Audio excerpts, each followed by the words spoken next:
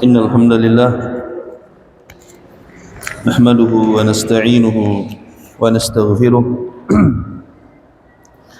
ونعوذ بالله من شرور أنفسنا ومن سيئات أعمالنا من يهده الله فلا مضل له ومن يضلل فلا هادي له أشهد أن لا إله إلا الله وحده لا شريك له وأشهد أن محمدا عبده ورسوله أما بعد.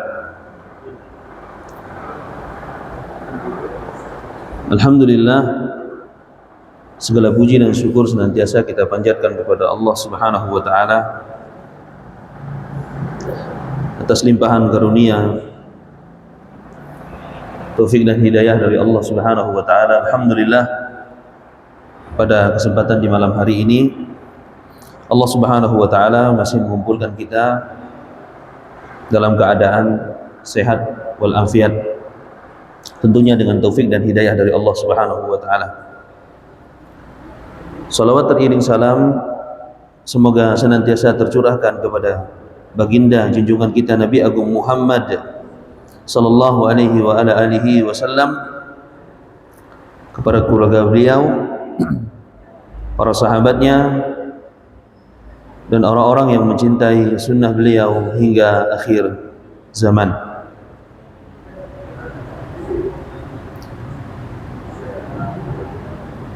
Alhamdulillah, kemarin kita sudah membahas tentang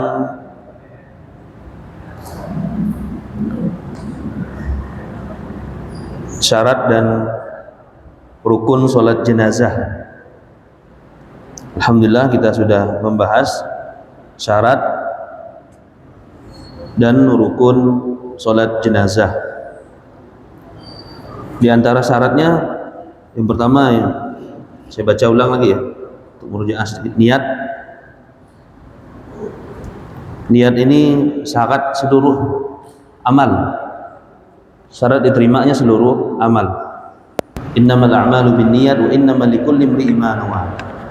Sesungguhnya perbuatan itu tergantung dari niat. Innamal a'malu binniyat wa innamal likulli imri'in ma nawa. Dan seseorang akan mendapatkan sesuai dengan apa yang dia niatkan. Kemudian taklif ini yang sudah dibebani syariat. Kemudian di antaranya juga menghadap kiblat, kemudian menutup aurat, bebas dari najis. Mirip-mirip dengan apa? Salat pada umumnya. Mirip dengan salat pada umumnya. Kemudian untuk rukunnya, di antaranya itu yang pertama berdiri, yang kedua takbir, jumlahnya berapa? Dalam sholat jenazah berapa takbir? 4. Yang kita bahas ini lafaz takbirnya, bukan mengangkat tangannya. Adapun mengangkat tangan hukumnya sunnah. Ya, mengangkat tangan hukumnya sunnah. Lafaz takbirnya ini. Kemudian yang ketiga membaca surah Al-Fatihah, termasuk rukun. Kemudian keempat itu membaca sholawat Nabi sallallahu alaihi wasallam. Kemudian berikutnya mengucapkan salam. Kemudian berurutan di dalam menjalankan rukun. Ini cuaca kita, masya Allah, biasa.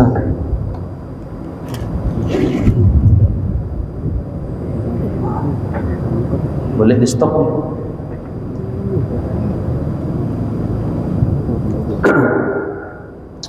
Baik. Adapun sunnah-sunnahnya, yang pertama mengangkat kedua tangan. Ini tadi bedakan antara mengangkat kedua tangan dengan apa? Lafaz takbirnya. Ini sunnah di setiap kali takbir. Kemudian membaca ta'awud sebelum membaca, kemudian berdoa untuk diri sendiri dan kaum muslimin serta melirihkan bacaan. Baik. InsyaAllah pada hari ini kita akan membahas tentang waktu sholat jenazah dan keutamaan sholat jenazah. Dan ini panas enggak rasanya? Hal bau mani ya, Masya Allah. Baik, waktu sholat jenazah di halaman 190 yang punya buku.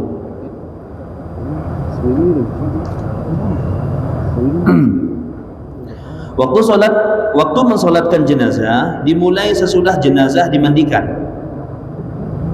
Di waktu mensolatkan jenazah dimulai setelah apa? Jenazah dimandikan, dikafani dan disiapkan bila dia hadir. Bila dia hadir, berarti ada enggak kemungkinan jenazah tidak hadir di depan kita? Ada tidak? Ada. Ini namanya sholat apa? Sholat gaib. Sholat gaib. Jenazahnya orangnya meninggal di Yaman umpamanya. Keluarga kita meninggal di Yaman. Kita berada di sini. Nah, kita melaksanakan sholat jenazah di sini disebut dengan apa? Sholat gaib. Sholat apa? Gaib. Para ulama, nih perhatikan nih, tentang hukum sholat gaib mereka berbeda pendapat, Pak. Minimal itu ada 3 tentang sholat gaib. Pendapat yang pertama yang mengatakan tidak ada sholat gaib, sama sekali tidak disyariatkan sholat gaib. Pendapat yang kedua mengatakan bahwasanya sholat gaib itu ada. Dalil mereka adalah Rasulullah SAW dulu pernah mensolati Raja Najasyi. Dulu Rasulullah SAW pernah mensolati siapa? Raja Najasyi. Karena Raja Najasyi ini dia masuk Islam secara sembunyi-sembunyi, dan beliau hidup di kalangan kaum musyrikin. Ya, nah ini dalil kata mereka. Rasulullah SAW ketika itu beliau mensolati Raja Najasyi, sedangkan Raja Najasyi ini tidak berada di depan Rasulullah SAW. Maka Nabi SAW mengadakan salat apa ya? Salat gaib. Cuman dalil ini dibantah oleh ulama yang lain. Kata mereka, ini pengkhususan. Kata mereka apa? Ini khusus hanya untuk Raja Najasyi saja. Apa alasannya? Karena Raja Najasyi ini beliau hidup di antara kalangan kaum musyrikin yang tidak ada yang mensolatkan beliau. Makanya Nabi SAW mensolatkan Raja Najasyi. Pendapat yang pertama mengatakan tidak ada sama sekali solat gaib. Pendapat yang kedua mengatakan ada solat gaib. Dalilnya apa tadi, Pak? Dalilnya adalah perbuatan Nabi SAW yang beliau mensolati Raja Najasyi. Tapi dibantah oleh ulama yang lain. Raja Najasyi ini untuk kekhususan untuk beliau. Kenapa? Karena beliau hidup di tengah-tengah kaum musyrikin, tidak ada yang mensolatkan. Nah, pendapat yang ketiga dirinci. Ini pendapat yang paling pertengahan.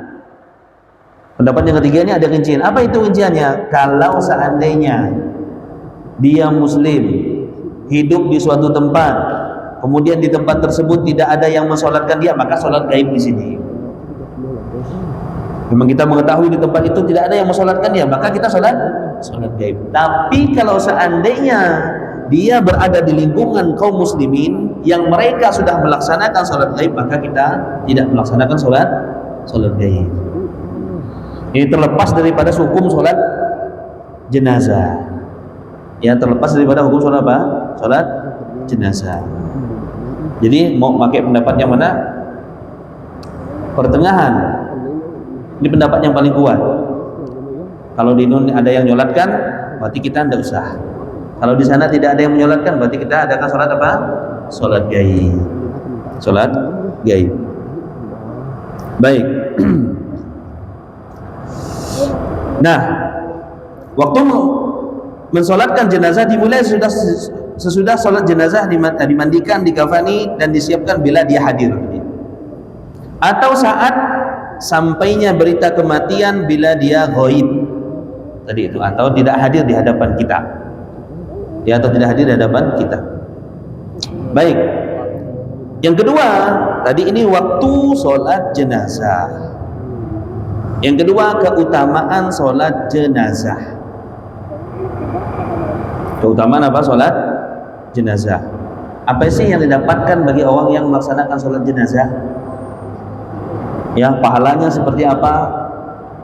Ternyata pahalanya besar di sisi Allah Subhanahu wa taala. Ketika kita mensolati jenazah. Dalam sebuah hadis kata Nabi sallallahu alaihi wasallam, "Man syahida al-janazah hatta yusalla 'alaiha falahu qiratun." Falahu qiratun. Kata Nabi SAW, barang siapa yang menghadiri atau ikut serta di dalam solat jenazah, ya, falahu qiratun, maka pahalanya mendapatkan 1 qirat.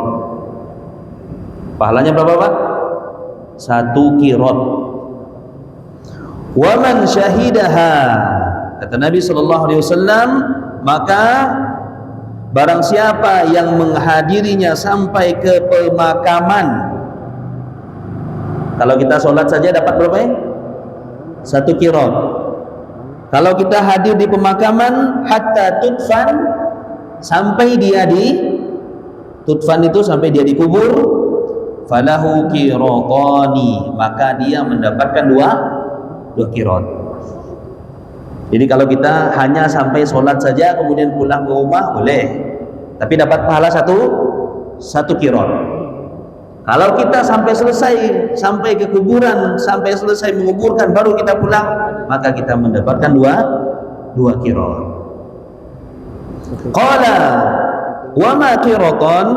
Para sahabat bertanya, 2 qirat itu seperti apa ya Rasulullah? Ya, para sahabat bertanya, 2 qirat itu pahalanya seperti apa? Kata Nabi SAW, qala mislu jabalaini al-azimaini. Kata Nabi SAW, seperti 2 gunung yang sangat besar. Seperti 2 gunung yang sangat besar. Nah, qirat ini disebutkan oleh para ulama, apakah qirat pahala dengan qirat dosa ini sama? Karena dalam hadis disebutkan, barang siapa yang memelihara anjing yang itu bukan anjing buruan, maka dia akan berkurang berapa qirat begitu pahalanya setiap hari. Ya, kurang pahalanya berapa qirat setiap hari. Maka disebutkan para ulama tidak sama. Dan juga disebutkan besarnya seperti besar gunung itu, disebutkan oleh Ibnu Hajar kalau tidak salah.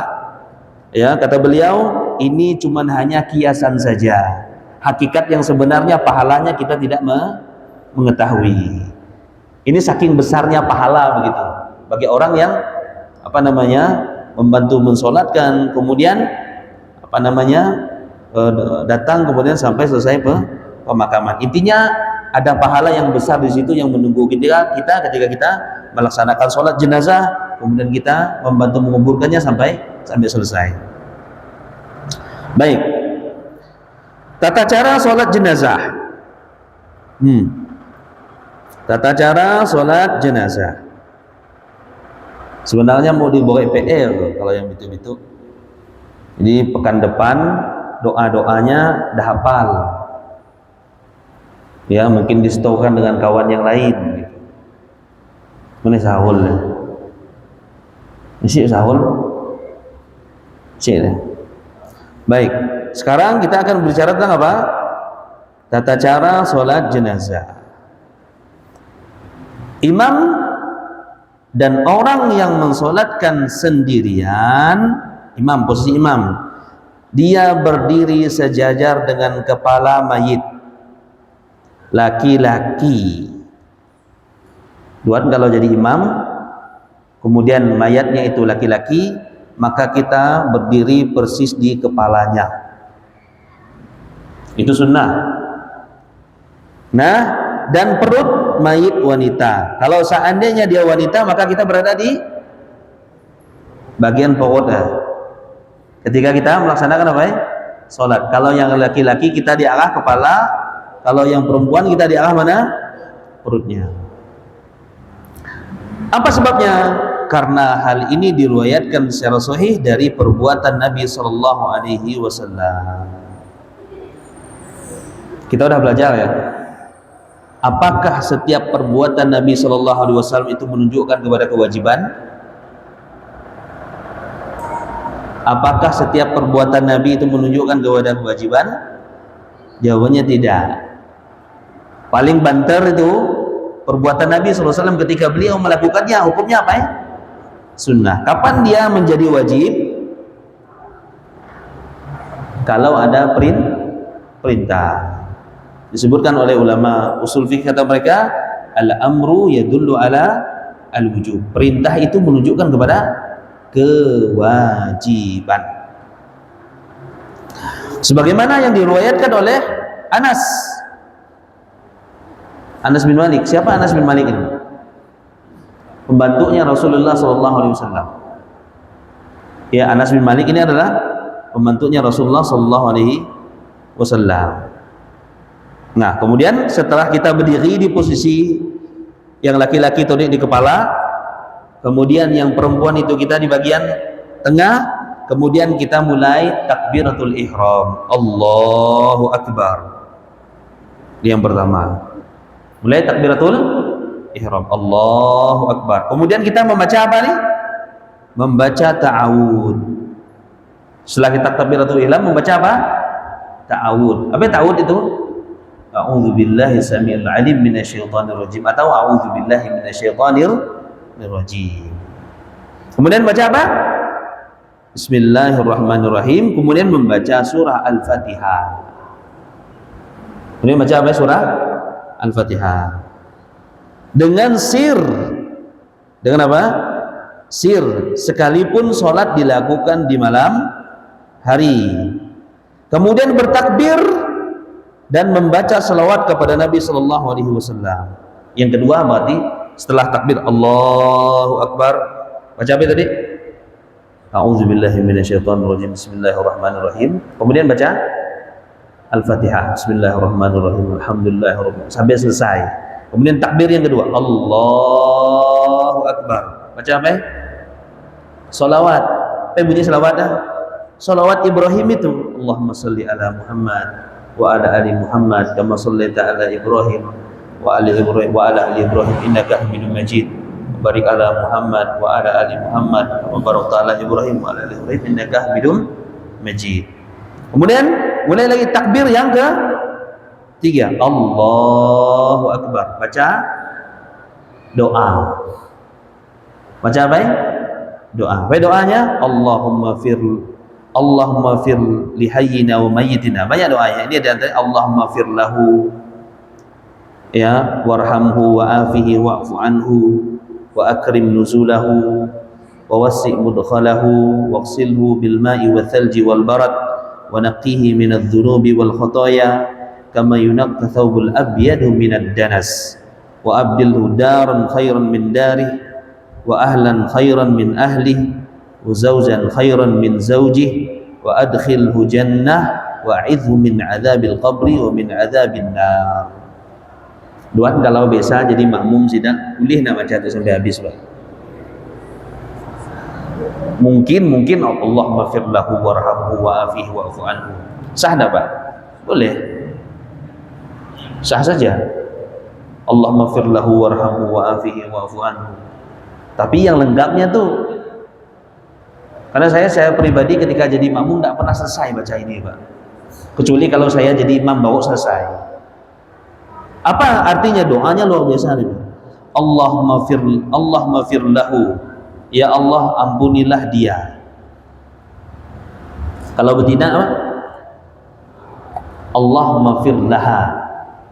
Ada sebagian ulama menyebutkan bahwasanya domir hu ini kalau perbuat baca Allahumma fir lahu, walaupun itu apa namanya, si mayit itu seorang perempuan, itu sudah mencukupi. Karena disebutkan oleh para ulama domir domir itu kata gantinya begitu. Kalau bahasa kita nya, Allahumma fir lahu, ampunilahnya dia, maksudnya seorang laki-laki. Nah, kalau pakai hu ini juga mencakup seorang perempuan. Kalaupun seandainya diganti Allahumma fir laha pun tidak masalah. Apa doanya ini? Allahumma fir lahu. Ya Allah, ampunilah dia. Warhamhu, dan rahmatilah dia. Wa'afihi wa'fu anhu, dan maafkanlah dia. wa akrim nuzulahu, muliakanlah tempat kembalinya. Ini doanya luar biasa, Pak. Wa wasi' mudkhalahu, dan luaskanlah kuburannya. Waghsilhu bil ma'i wal thalji wal barad, dan sucikanlah dia dengan air salju dan air yang sangat dingin. Itu doanya, Pak. Wa naqihi minadh-dhunubi, dan sucikanlah dia dari dosa. Sucikannya dari apa? Dosa. Wal khotoya, dan kesalahan. Kama yunaqqa thawbul abyadu minad danas, sebagaimana engkau mensucikannya dari thawb, baju yang berwarna abyad, putih, minad danas, dari kotoran-kotoran. Bahkan doa ada, Pak, dari kotoran-kotoran. Wa abdilhu daran khairan min dari, wa abdilhu, dan gantikan buat dia daron, tempat tinggal, khairan, lebih baik, min darihi, dari tempat tinggal yang sebelumnya. Ya, apa itu maksudnya, Pak? Kuburan. Kuburan itu tempat tinggal kita. Makanya disebutkan dalam hadis, kata Nabi SAW, innal qabra awwalun manzilun min manazilil akhirah. Kata Nabi SAW, sesungguhnya kubur itu adalah tempat kita nginap pertama kali di akhirat, tempat kita masuk ke akhirat pertama kali. Kata Nabi SAW, faman naja minhu fama ba'dahu aisaru minhu. Siapa yang selamat dari kuburan tersebut, maka akan mudah setelahnya. Kalau Tuhan selamat di kuburan, kalau kita selamat di kuburan, bisa menjawab pertanyaan mungkar dan nakir. Ya, gampang nggak pertanyaannya, Pak? Ini gampang, Ustaz, pertanyaannya. Apa pertanyaan? Man rabbuka. Anak SD pun tahu nyautnya. Man nabiyuka. Kemudian madinuka. Itu pelajaran mana? Pelajaran anak SD. Gampang nggak jawabnya, Pak? Gampang. Di dunia itu gampang. Nanti mulut kita di akhirat akan dikunci oleh Allah Subhanahu wa taala. Wa tukallimu aydikum, dan tangan-tangan kita akan berbicara jadi saksi di hadapan Allah Subhanahu wa taala. Mulut kita bisa saja berdosa, tapi jari kita menjadi saksi di hadapan Allah Subhanahu wa ta'ala. Faman lam yanju, kata Nabi SAW, siapa yang tidak selamat di kuburan tersebut, nah, itu tanda apa? Fama ba'dahu asyaddu minhu, maka yang setelahnya akan lebih berat. Ya, yang setelahnya akan lebih berat. Kalau kita perhatikan di sini, Pak, semua ini doa isinya. Ini menunjukkan bahwasanya sangat penting kita itu dengan doa. Kita kaum muslimin ini sangat-sangat membutuhkan yang namanya doa. Dan orang yang paling ikhlas, orang yang paling tulus mendoakan kita itu anak kita, Pak, darah daging kita. Ini doa-doa kawan-kawan kita ketika kita mati. Ini kawan-kawan kita ini yang mendoakan, ya Allahumma firlahu warhamhu wa'afihi wa'fu anhu wa akrim nuzulahu wa simud khalahu, dan seterusnya. Aku rasa nampak-nampak atau ngahariya gunanya doa kita. Kalaupun kawan setia sekalipun deh, ya riya gunam, ingat dengan kita seminggu, ya Allah, hai sentua tu dolok di dunia aja baik. Suka bantu orang, tangannya ringan, 2-3 hari ya benar cecek kisah. Betul lah Pak Menteri? Ya, coba kalau udah seminggu, mulai losi manusia. Lain tak ingat, bini kita pun tak ingat. 2 minggu dah mulai.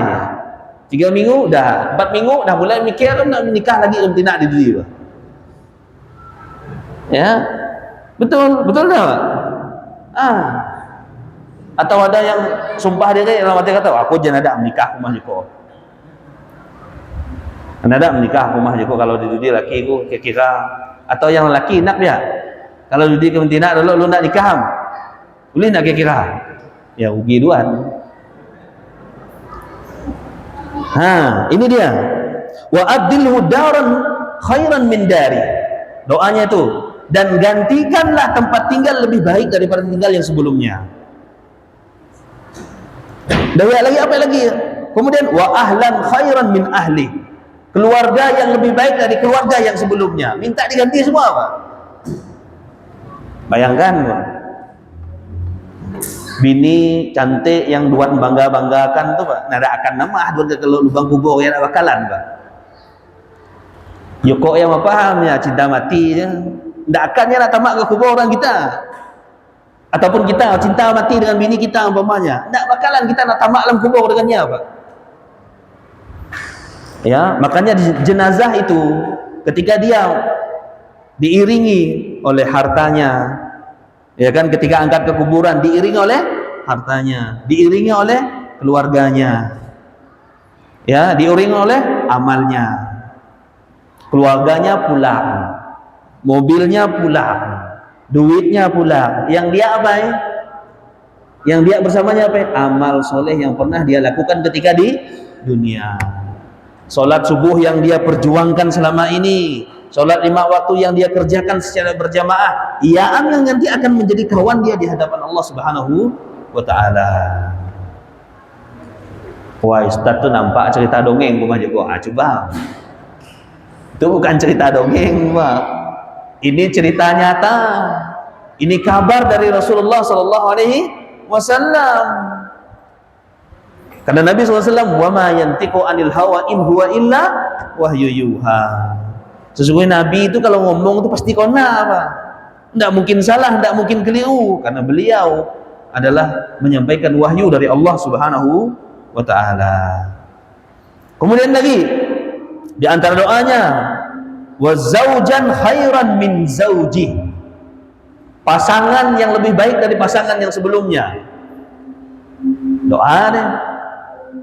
Ya, kemudian wa adkhilhu jannah. Ini yang paling terakhir. Apa itu? Dan masukkan dia ke dalam surganya Allah Subhanahu wa ta'ala. Karena kalau kita tuh muslim tuh tujuan kita utamanya surga. Ya, orang yang sudah dikatakan sukses, ya, ketika dia sudah menginjakkan kakinya ke dalam surganya Allah Subhanahu wa ta'ala. Kemudian wa a'idhu min adabil qabri, dan jauhkanlah dia dari adab kubur. Ya, jauhkan dia dari adab kubur. Ini menunjukkan bahwasanya apa? Di dalam kubur itu ada nikmat kubur dan ada azab kubur. Ya, di antara keyakinan kita Ahlussunnah wal Jamaah, di dalam kubur itu ada azab kubur dan ada nikmat kubur. Azab kubur dan nikmat kubur itu sesuai dengan kadar amal soleh dan maksiat yang kita lakukan selama di dunia. Ya, kalau kita banyak amal soleh, banyak puasa, banyak zakat, banyak sedekah, banyak menuntut ilmu, banyak baca agama, banyak baca Quran, banyak bantu orang lain, hubungan kita dengan Allah Subhanahu wa ta'ala sangat baik sekali. Hubungan kita dengan sesama manusia sangat baik sekali. Dapat nikmat kubur. Bahkan di dalam hadis itu diceritakan oleh Rasulullah sallallahu alaihi wasallam, kuburnya diluaskan sejauh mata memandang. Ya, aroma surga dimasukkan ke dalam kubur. Subhanallah. Ya, mudah-mudahan kita termasuk orang-orang yang diberikan nikmat kubur oleh Allah Subhanahu wa ta'ala, dengan catatan ketika kita di dunia ini memang harus serius. Ya, ketika dunia ini harus aman-aman. Aman-aman apa ya? Ngumpul duit, kemudian duit tersebut digunakan untuk apa? Membantu kita agar kita bisa beribadah kepada Allah Subhanahu wa ta'ala. Bukan cuman hanya ngumpul duit saja lalu lupa akhirat. Kan kita sifat manusia kan dia kan deh. Ya. Diborek duit banyak, kau nak salah kira-kira, Pak?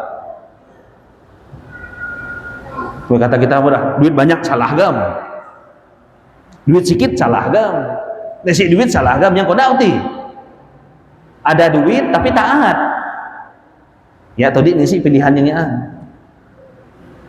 betul tidak, Pak?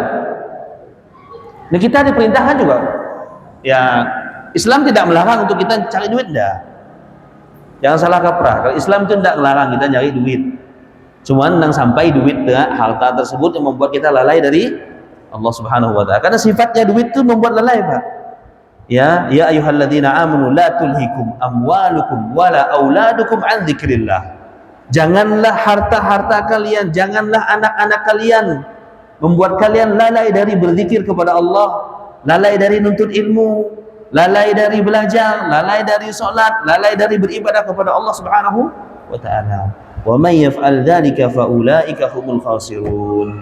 Siapa yang melakukan itu, maksudnya harta atau diiti, kemudian anak-anaknya, membuat dia lalai, tidak membuat dia dekat kepada Allah Subhanahu wa taala, fa ulaika humul khasirun, maka dia pasti akan menjadi orang yang paling merugi. Kemudian wa min adzabin nar, dan dari azab api neraka, berlindung dari azab api neraka. Makanya doa yang sangat ditekankan, bahkan ada sebagian, bahkan salah satu sahabat yang mewajibkan doa perlindungan 4 azab. Allahumma inni a'udzubika min adzabi jahannam wa min adzabil qabri wa min fitnatil mahya wal mamat wa min syarri fitnatil masihid dajjal. Itu di doa-doa itu dibaca ketika kita setelah membaca tasyahud, dan dibaca sebelum kita assalamualaikum warahmatullah, assalamualaikum warahmatullah. Jadi kalau kesimpulannya Pak, dari awal itu Allahumma firlahu warhamhu wa'afihi wa'fu anhu wa akrim nuzulahu wa sim mudkhalahu wa silhu bil ma'i wa thalji wal barad wa naqqihi minal dhunubi wal khataaya kama yunqasu bil abyadu minad danas wa abdilhu daran khairan min darih wa ahlan khairan min ahlihi wa zawjan khairan min zawjihi wa adkhilhu jannah wa a'idhu min adzabil qabri wa min adzabil. Semuanya isinya ini adalah kandungan daripada doa. Ya, ini isinya apa? Doa. Ini menunjukkan bahwasanya waktu yang Allah Subhanahu wa taala berikan kepada kita, kita masih hidup, memperbanyak apa Pak? Doa. Di antaranya doa apa? Minta ampun, istighfar kepada Allah Subhanahu wa taala. Nah, bila yang mati anak laki-laki yang belum baligh, saya mau tanya, kita kalau anak biak yang belum baligh, yang belum dosa, doanya Allah maghfir lahu be. Wa Allah maghfir lahu kan minta agar dia diampuni dosa-dosanya. Yang banyak dosa itu mayit kecil itu atau kita? Berarti anak kecil yang belum dewasa, doanya ndak Allah maghfir lahu. Apa itu? Allahumma ja'alhu salafan liwalidayhi wa faratan wa ajran. Ya, doa. Ndak Allah maghfir lahu, ndak cocok ya. Semua yang mati lalu Allah maghfir lahu. Anak biak yang halus itu dia ketika meninggal dunia, sebelum dia dewasa itu pin dihitung dosa Pak. Dia ndak sholat, ndak berdosa dia. Ndak puasa, ya belum berdosa dia, belum dihitung meninggal dunia. Ya Allah, jadikan dia sebagai pendahulu bagi kedua orang tuanya dan simpanan amal yang mendahului dan pahala bagi orang tuanya. Dengan catatan Pak, ini bisa jadi pahala yang besar di sisi Allah Subhanahu wa taala kalau orang tuanya yang ditinggalkan itu sabar. Ini teori Pak ya. Ini teori. Jangan kita umpamanya ada kawan kita umpamanya ditinggal anaknya, ya kita wajib bagi kita untuk memberikan apa? Mengucapkan kalimat yang buat sabar dan seterusnya. Ada pandai teori aja umpama. Ndak bisa. Baik biar. Ya, kadang kan kita biar kan deh. Sama kalau jadi ustaz mah. Duat mah pandai ngomong mah paham batu haram tu halal tu ndak boleh tu halal tu. Ndak kalah mau solusi. Memang ustaz disuruh mau solusi ke Pak? Nada. Tugas mereka hanya menyampaikan saja. Ya, menyampaikan saja. Menjelaskan tentang riba. Anduat mah nisi mau solusi ke kami mah. Coba duan mau pinjaman ke kami, pinjaman yang syar'i. Memang kita ada banyak duit, kalau aku banyak duit sing salah apa? Pula bank syariah umpamanya. Aduat minyau dengan ku semua, insyaallah nanti tidak ada bunganya umpamanya. Ini kalau kita ditakdirkan oleh Allah Subhanahu wa taala tidak memiliki harta, ya kita mendakwahkan dengan apa? Dengan lisan kita. Dengan lisan kita. Atau ada yang nak nikah minta dengan anak duit kan tidak mungkin. Betul tak Ustaz Andri? Tak tahu Ustaz umpamanya. Ustaz tahu Ustaz mah nang jokoh pangan nikah una rumah jokoh. Nah, bantu om duit rumah jokoh. Jangan Pak Haji Imam itu. Mana Pak Haji? Baik. kemudian bertakbir sejenak, kemudian diam, kemudian mengucapkan doa, ya Allahumma tahrimna ajrahu wa la taftinna ba'dahu. Ya Allah, jangan engkau halangi kami dari pahalanya, dan janganlah engkau menimpakan fitnah kepada kami sesudahnya. Jadi kalau kesimpulan coba kita. Pertama, takbir ada berapa kali? Takbir berapa kali? 4 kali. Jangan kita tuh Islam deh. Mantau ada mayat semayang kita kelucek kendikilah ya duduk. Subhanallah. Kadang ngeluh kita mantau Pak. Kenapa enggak nama Pak? 26 kumajak. Padahal enggak pandai ya semayangnya. Atau mungkin bisa jadi kalau tambah anak rukuk sujud ya kejudi ya. Masuk orang bayang ke diri kita mentau. Rukuk ya sujud jadi kira ya solat macam solat di waktu.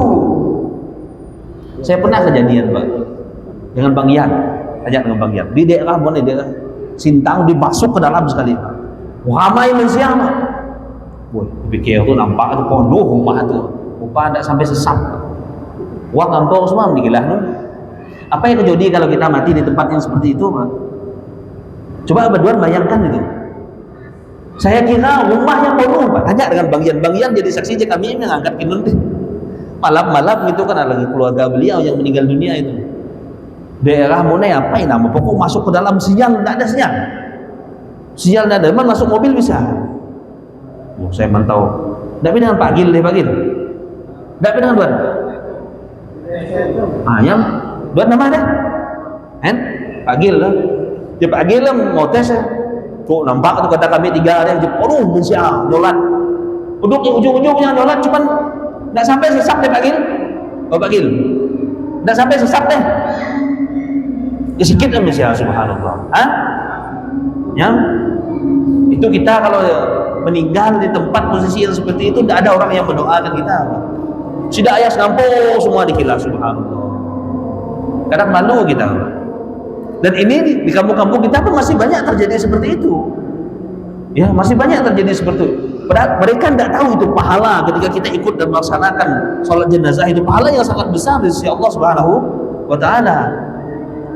Ya, macam tidak ada banyak pahala aja kan santai dikira. Padahal bukan ya Pak, silakan tidak tahu ya. Badan tanya Maman. Padahal kalau tidak tahu kan tinggal lunak takbir 4 kali ya. Takbir ya. Kemudian takbir, kemudian habis takbir apa ya? Bersedekah, kemudian baca ta'awud, kemudian baca bismillah. Setelah baca bismillah ada doa iftitah enggak? Enggak ada. Baca Al-Fatihah. Setelah baca Al-Fatihah, takbir kedua, Allahu Akbar. Kemudian baca salawat, Allahumma sholli ala Muhammad sampai selesai. Kemudian takbir lagi yang ketiga, Allahu Akbar. Baca doa, Allahumma firlahu warhamhu wa'afihi wa'fu anhu sampai selesai. Kemudian yang keempat, Allahu Akbar. Boleh diam, boleh baca doa yang panak tadi. Kemudian habisnya salam. Sebenarnya kalau kita aja belajar aja tidak boleh. Ya karena kita aja boleh belajar, nanti mau yang simple pun jadi apa ya? Susah. Ya, mau yang simple itu jadi susah. Sama dengan kalau memandikan jenazah. Ini sangat prihatin kita. Di sekampung hanya siku manusia yang pandai memandikan jenazah. Coba bayangkan. Sekampung Pak. Kalau kita di Batu Gigi itu deh, paling 2-3 ku yang pandai. Betul enggak Pak? Dia bersuah-suah. Padahal memandikan jenazah tidak susah Pak. Ustaz pandai ngomong apa paham skor. Tidak apa duan bina kamu. Dah aku pada suam mandi jenazah. Kalau yang percaya dengan komuni silakan nanti tulis wasiat. Aku mau Ustaz yang muni. Tidak apa-apa. Nanti insya Allah saya datang ke rumah. Ya, ini sangat prihatin sekali Pak. Padahal itu perkara yang sangat mudah begitu. Buat kalau tahu mandi junub, tahu mandi jenazah. Itu yang pertama. Yang kedua, bukan cuma hanya ilmu kan mandi jenazah. Bagaimana yang sudah kita sampaikan kemarin, mandi jenazah itu perlu mental. Perlu apa ya? Mental. Kalau mandi mantap-mantap redang biar lu lepas dari. Lalu ada jadi. Itu yang pertama. Yang kedua harus amanah. Kalau ada mantau sesuatu yang aneh pada mayat, keluar tanah, keluar ke kilau, bayakah rumah itu. Aja setelah mati kunuhan muntahku. Ini sentuh ayah. Nah boleh Pak, mudah dosa buat apa? Kalau tidak mampu, jangan lisan kita walaupun punya ilmu, faham tentang sunnah-sunnah memandikan jenazah, tapi kita nggak tahan dengan lisan kita berkisah kayak gitu, nggak usah. Ulah dosa apa? Karena tujuan kita tuh memandikan jenazah itu mau apa, Pak? Mau duit kah? Kita memandikan jenazah nyari duit kah, Pak? Nggak nyari duit. Kita mau yang namanya apa? Pahala insya Allah Subhanahu wa Ta'ala. Tapi kalau ada yang mau duit, terima mana, Pak?